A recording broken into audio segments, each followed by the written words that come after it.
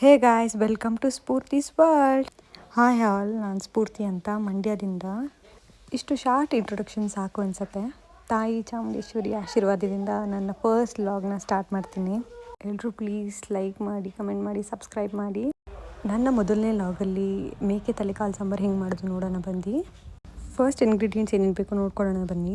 ಇಲ್ಲಿ ನಾನು 1.5 kg ಬೇಕಾಗೋಷ್ಟು ತೊಗೊಂಡಿದ್ದೀನಿ. ಚಕ್ಕೆ, ಲವಂಗ, ಕಡಲೆ, ಶುಂಠಿ, ಬೆಳ್ಳುಳ್ಳಿ, ಈರುಳ್ಳಿ, ಟೊಮ್ಯಾಟೊ, ಕಾಯಿ, ಅರಿಶಿನ ಪುಡಿ, ಕೊತ್ತಂಬರಿ ಸೊಪ್ಪು ಮತ್ತು ಸ್ವಲ್ಪ ಕಸ್ತೂರಿ ಮೇಥಿನ ತೊಗೊಂಡಿದ್ದೀನಿ.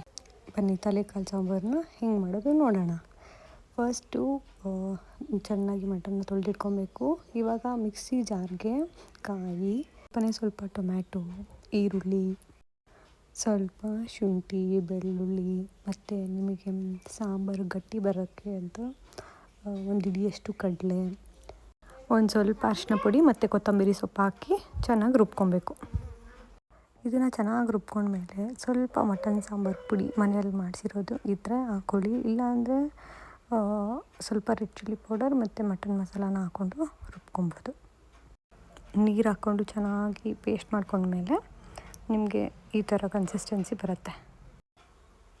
ಈಗ ನಾವು ಒಂದು ಕುಕ್ಕರ್ಗೆ ಸ್ವಲ್ಪ ಎಣ್ಣೆ ಹಾಕ್ಕೊಂಡು ಈರುಳ್ಳಿನ ಹಾಕ್ಕೊಂಡು ಚೆನ್ನಾಗಿ ಗೋಲ್ಡನ್ ಬ್ರೌನ್ ಬರೋವರೆಗೂ ಫ್ರೈ ಮಾಡ್ಕೊಳ್ಳೋಣ. ಅದಕ್ಕೆ ತೊಳೆದಿಟ್ಕೊಂಡಿರುವಂಥ ಮಟನ್ ತಲೆಕಾಲು ಅದನ್ನು ಹಾಕ್ಕೊಳ್ಳೋಣ. ನೀಟಾಗಿ ತೊಳೆದ್ಬಿಟ್ಟು ಇದಕ್ಕೆ ಸ್ವಲ್ಪ ಸಾಲ್ಟ್ ಹಾಕಿ ನೀಟಾಗಿ ತಿರುಗಿಸ್ಬೇಕು. 1-2-3 ಸತಿ ತಿರುಗಿಸ್ಕೊಂಡು ಸ್ವಲ್ಪ ರೆಡ್ ಚಿಲ್ಲಿ ಪೌಡರ್ ಆಗಿರ್ಬೋದು ಮತ್ತು ಇನ್ನು ಸ್ವಲ್ಪ ಬೇಕು ಅಂದರೆ ಅರಿಶಿನ ಪುಡಿ ಇದನ್ನೆಲ್ಲ ಹಾಕಿ ಇನ್ನೊಂದು ರೌಂಡ್ ನೀಟಾಗಿ ತಿರುಗಿಸ್ಬಿಟ್ಟು ಲಿಡ್ನ ಕ್ಲೋಸ್ ಮಾಡಿ ಒಂದು 10-15 ನಿಮಿಷ ಬೇಯಿಸ್ಕೊಬೋದು ಚೆನ್ನಾಗಿ.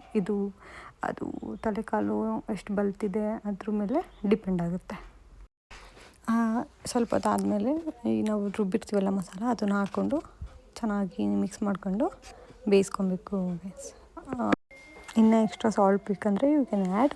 ಮತ್ತು ನೀರು ಎಷ್ಟು ಬೇಕೋ ಕನ್ಸಿಸ್ಟೆಂಟಿಗೆ ನೋಡಿಕೊಂಡು ಆ್ಯಡ್ ಮಾಡಾದಮೇಲೆ ಮೇಲೆ ಕಸ್ತೂರಿ ಮೇಥಿ ಹಾಕ್ಬಿಟ್ಟು ಕುಕ್ಕರ್ ಲಿಡ್ನ ಹಾಕ್ಬಿಟ್ಟು 2-3 ವಿಷಲ್ಸ್ನ ನೀಟಾಗಿ ಕೂಗಿಸ್ಕೊಳ್ಬೇಕು.